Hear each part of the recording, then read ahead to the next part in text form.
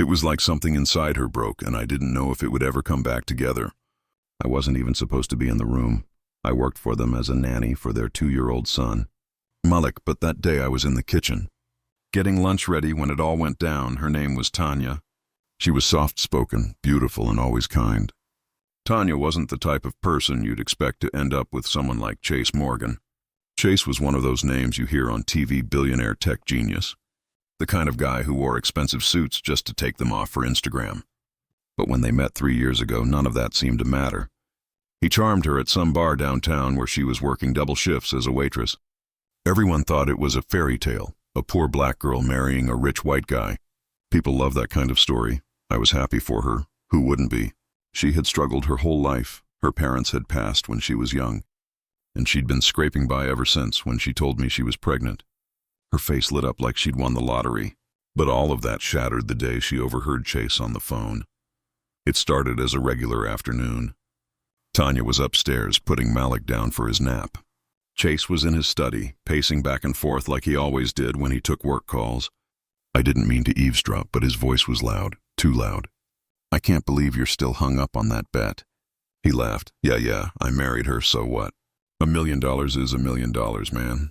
My stomach dropped. Look, it wasn't supposed to go this far. It was just a joke, you know? Find someone who'd never dream of being with a guy like me. Sweep her off her feet and boom, payout. But yeah, she grew on me, I guess. Tanya came downstairs at that exact moment. She stopped dead in her tracks, clutching Malik's baby monitor. Her face went pale as she listened. Does she know? Chase laughed again. Of course not. Why would I tell her? She's got a good life now. She should be thanking me, I swear. The air in the room got heavier. Tanya stood there for what felt like forever before quietly walking into the study. She didn't slam the door. She didn't yell. She just opened it and said, "Tell me what I just heard isn't true." The blood drained from Chase's face. "Tanya, wait, is it true?" He stammered, trying to spin some excuse, but it was pointless. She already knew. "I gave you everything," she said, her voice trembling. "I trusted you. I loved you. I couldn't take it anymore." I grabbed Malik and rushed upstairs. I didn't want him to hear the shouting that followed. The next few weeks were the hardest.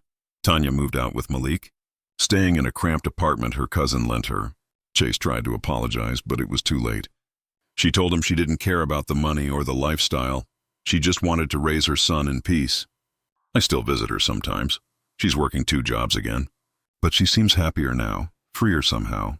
She told me one day that what hurt the most wasn't the betrayal, it was knowing that she had been someone's game. As for Chase, I think he regrets it more than he'll admit. He tried to start over with Tanya, but she wouldn't let him. And honestly, I don't blame her. You can't undo that kind of damage. If there's one thing I learned from all this, it's that love without respect isn't love at all. Tanya deserved better. She still does. And every time I see her smiling with Malik in her arms, I know she's finally starting to believe it too. After Tanya moved out, Chase spiraled for a while. It was like he finally understood the weight of what he'd done, but by then it didn't matter.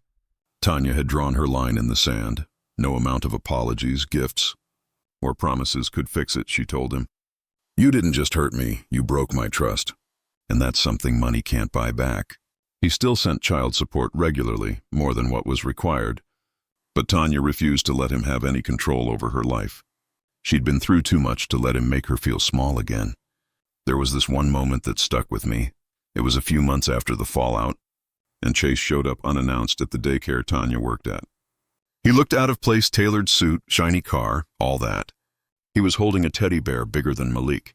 Tanya met him outside, keeping her distance. "What are you doing here?" she asked, crossing her arms. "I just want to see Malik," he said, looking like a man who hadn't slept in days. "I miss him. I miss you." Tanya shook her head. "You don't get to miss us. You had us, and you threw it away. Malik will see you when he's ready, and I'll make sure he knows the truth, but you and I, we're done." Chase, the way she stood there, calm but firm, made me feel so proud of her. It was like she'd finally found her voice after years of living in someone else's shadow. Chase looked like he wanted to argue, but he didn't. He just nodded, handed her the bear, and walked away. Life hasn't been easy for Tanya since then, but she's tough. She's the kind of tough that comes from years of struggle. The kind that doesn't break even when it bends. She's also found a small community to lean on, other single moms at the daycare. Neighbors, even me. We have this little circle now where we help each other out. One of her friends, a woman named Jackie, even got her connected with a program to go back to school part-time. The last time I saw her, she had just finished a shift at the daycare. Malik was running around with a plastic dinosaur, giggling like he didn't have a care in the world. Tanya looked tired, but there was a glow to her, a quiet strength. "I'm finally starting to feel like myself again," she told me. "Not Chase's wife. Not some charity case, just me, and that's enough." Her words stuck with me. Tanya's story wasn't about a man's betrayal, not really. It was about her finding her worth in a world that tried to tell her she didn't have any. As for Chase, I think he's learned his lesson. But the truth is, some lessons come too late. He still calls sometimes, asking about Malik. Tanya keeps it polite but distant. She told me she's forgiven him not for his sake. "But for hers, forgiveness doesn't mean I forget," she said once. "It just means I won't let him live in my head rent-free anymore." And that's Tanya in a nutshell, resilient, strong, unstoppable. A year passed and Tanya was in an even better place. She had moved out of her cousin's apartment and into a modest 2-bedroom unit on her own. It wasn't anything fancy, but it was hers, and she made it a home. The walls were covered in Malik's crayon drawings and pictures of her little family, just her and Malik now.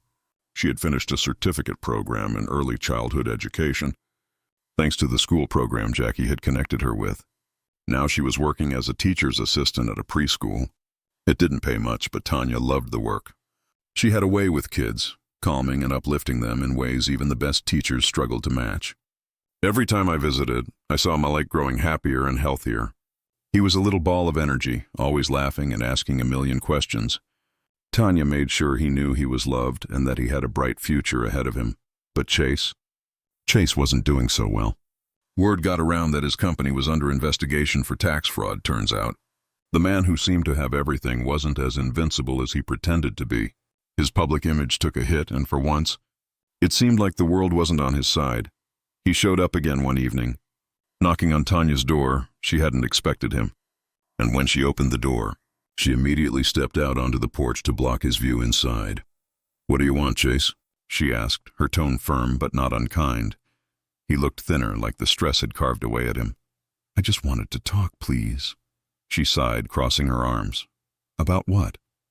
I've been thinking a lot about us, about Malik." "About everything." I messed up. He ran a hand through his hair, looking at the ground like he couldn't meet her eyes. "I know I can't undo what I did. I know I don't deserve anything from you. But I just want to be in Malik's life. Even if it's just a little, I want to try to be a good father." Tanya stared at him for a long moment, her expression unreadable. "It's not about what you want, Chase. It's about what Malik needs. And what he needs is stability and honesty. Can you give him that?" He nodded quickly. "I'll do whatever it takes." She didn't say yes right away. Tanya wasn't the kind of person to make decisions lightly, especially when it came to her son. But she told him they could start with supervised visits.